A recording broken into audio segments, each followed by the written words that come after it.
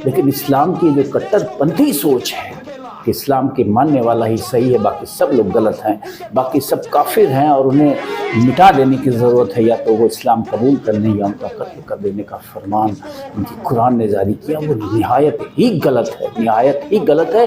और ऐसी सोच को समर्थन करने वाला हर एक हिंदू राष्ट्रद्रोही है मेरे शब्दों में, मेरे विचार में। और ऐसे राष्ट्रद्रोहियों को चिन्हित करके इन्हें दंडित करने की ज़रूरत है और कम से कम इन्हें राजनीतिक व्यवस्था से निकाल फेंकने की जरूरत है।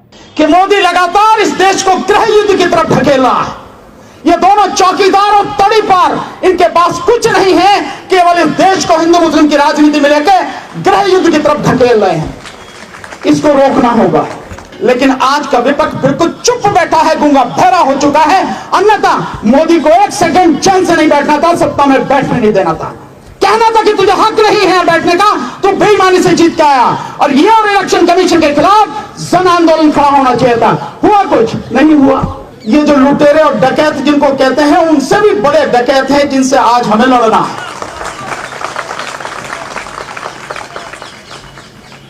और कितने झूठे और मक्कार हैं, इसका अंदाजा सिर्फ इस बात से लगाएं आप कि परसों संसद में इस देश के, ये यूं कहो कि दुनिया के सबसे झूठे व्यक्ति, जो दुर्भाग्य से भारत का प्रधानमंत्री है, उसने 1.5-2 घंटे बोला।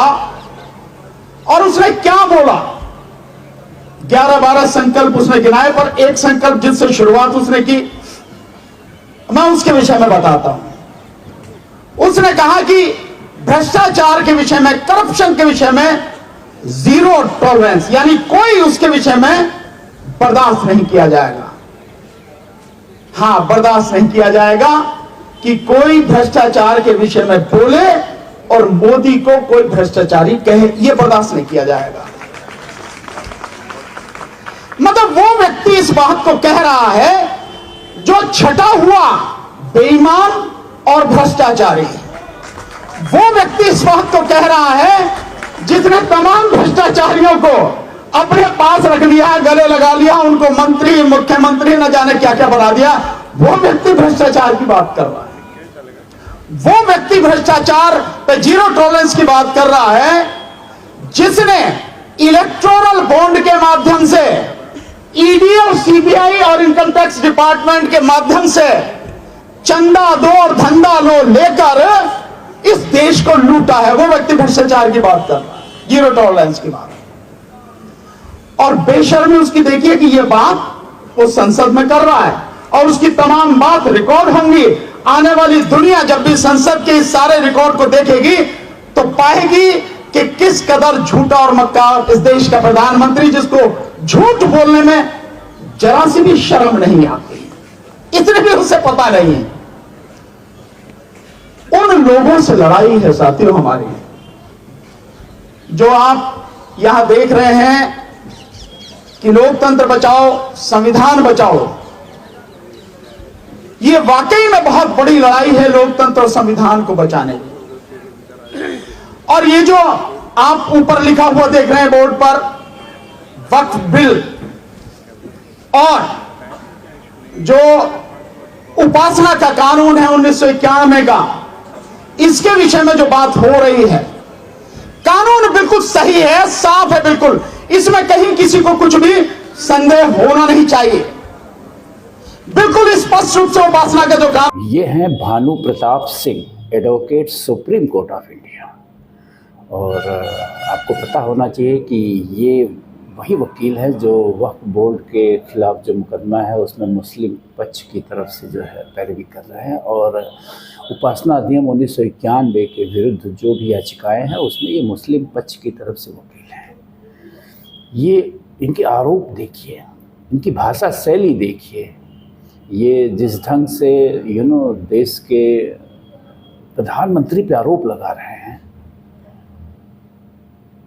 माय गुडनेस, आज़ादी का मतलब इतना नहीं होता है। देश का प्रधानमंत्री जैसा भी हो, मैं प्रधानमंत्री के व्यक्तित्व के बारे में नहीं कुछ कहना चाहता हूँ। उनके कई सारे आरोप हैं जिनका मैं समर्थन भी करता हूँ कि भ्रष्टाचार को मिटाने के बजाय लगातार जो है प्रधानमंत्री Narendra Modi and his team द्वारा भ्रष्टाचार को बढ़ावा दिया जा रहा है, राजनीतिक रूप से संरक्षण दिया जा रहा है भ्रष्टाचार को, वोट के लिए, सीट के लिए।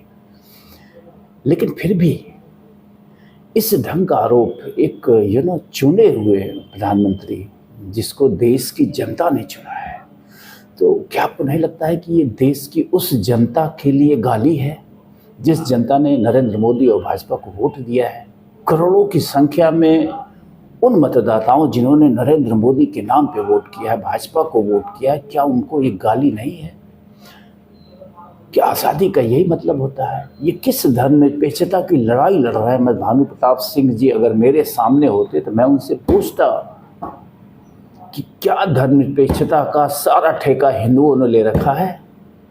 इतने बड़े भूभाग को खोने के बाद जो शेष हिंदुस्तान हिंदुओं को मिला था आज़ादी के बाद, उस हिंदुस्तान में वक्फ बोर्ड की क्या ज़रूरत है? या उस हिंदुस्तान में 1991 जैसे उपासना एक्ट की क्या ज़रूरत है? क्या ये हमारा अधिकार नहीं है कि हम अपने उपासना स्थलों को, जिन्हें जबरन आतंकियों द्वारा, आतताइयों द्वारा, आक्रमणकारियों द्वारा तोड़ा गया, हम उसे खोजें और उसका पुनर्निर्माण करें, उसका संरक्षण करें? हमें इस अधिकार से, किस अधिकार से वंचित किया गया है? मैं तो बार बार कहता हूं कि वो जो सदन थी जिसने 1991 में इस बिल को पास किया, उसके एक एक सदस्य को जनता को चिन्हित करना चाहिए, उन्हें दंडित करना चाहिए, उसे देश की राजनीति से निकाल के बाहर फेंक देना चाहिए। ये वही आस्तीन के सांप है। मैं इन वकील साहब को भी कह रहा हूँ, ये वही आस्तीन के सांप हैं जो कभी अफगानिस्तान में पैदा हुए थे, कभी पाकिस्तान में पैदा हुए थे। ये वही आस्तीन के सांप है जिन्होंने हिंदुत्व को इतना कमज़ोर कर दिया। ये धर्मनिरपेक्षता का ढिढोरा पीते हैं, इन्हें मतलब भी नहीं मालूम होगा कि धर्मनिरपेक्षता असल में होती क्या है। धर्मनिरपेक्षता का मतलब ये नहीं होता है कि धर्म के नाम पे प्रचार प्रसार किया जाए।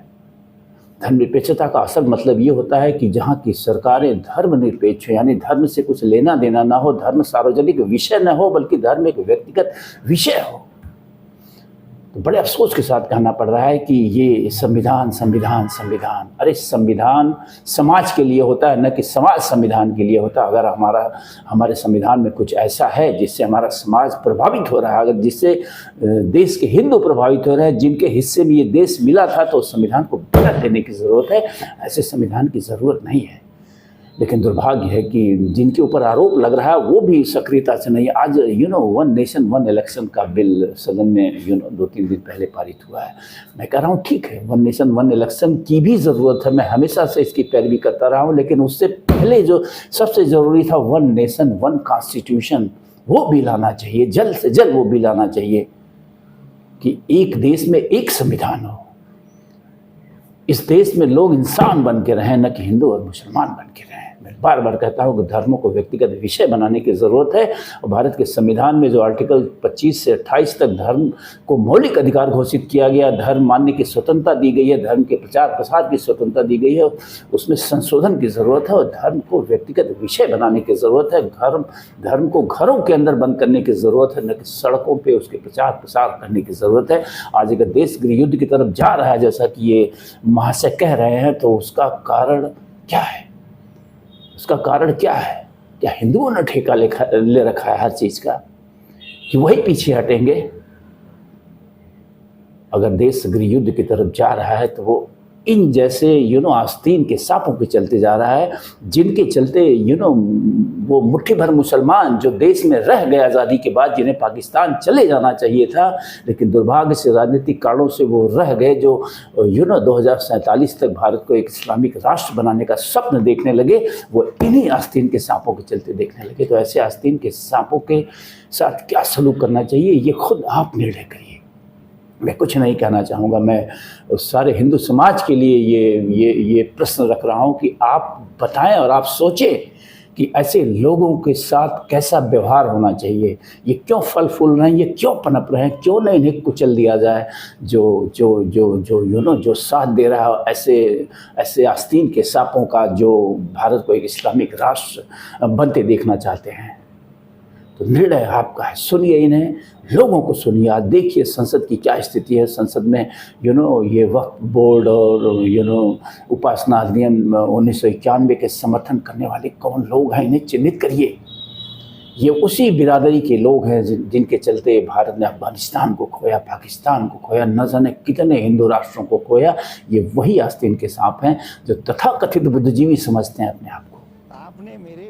तथाकथित बुद्धिजीवी, तथाकथित बुद्धिजीवियों के चलते ही आज देश की यह हाल है। अपने ही देश में कश्मीर से हिंदू मार के भगा दिए गए। ये तथाकथित बुद्धिजीवी कहाँ थे? कहाँ थे तथाकथित बुद्धिजीवी? तो कुल मिला के मैं यही कहूँगा कि कट्टरपंथी इस्लामिक सोच जो है, मैं इस्लाम के विरुद्ध नहीं हूँ, इस्लाम में एक सूफीवाद है, ब्यूटीफुल है, लेकिन इस्लाम की जो कट्टरपंथी सोच है कि इस्लाम के मानने वाला ही सही है, बाकी सब लोग गलत हैं, बाकी सब काफिर हैं और उन्हें मिटा देने की ज़रूरत है, या तो वो इस्लाम कबूल कर लें या उनका कत्ल कर देने का फरमान इनकी कुरान ने जारी किया, वो निहायत ही गलत है, निहायत ही गलत है। और ऐसी सोच को समर्थन करने वाला हर एक हिंदू राष्ट्रद्रोही है, मेरे शब्दों में, मेरे विचारों में। और ऐसे राष्ट्रद्रोहियों को चिन्हित करके इन्हें दंडित करने की ज़रूरत है और कम से कम इन्हें राजनीतिक व्यवस्था से निकाल फेंकने की ज़रूरत है। ये जिम्मेदारी प्रत्येक हिंदू की है जो जिसे लगता है कि सनातन संस्कृति एक समृद्ध संस्कृति है, उसमें बेहतर और समृद्ध जीवन जिया जा सकता है। तो प्रश्न आपके सामने है, उत्तर आपको तलाशना है, जवाब आपको देना है। थैंक यू, फिर मिलेंगे।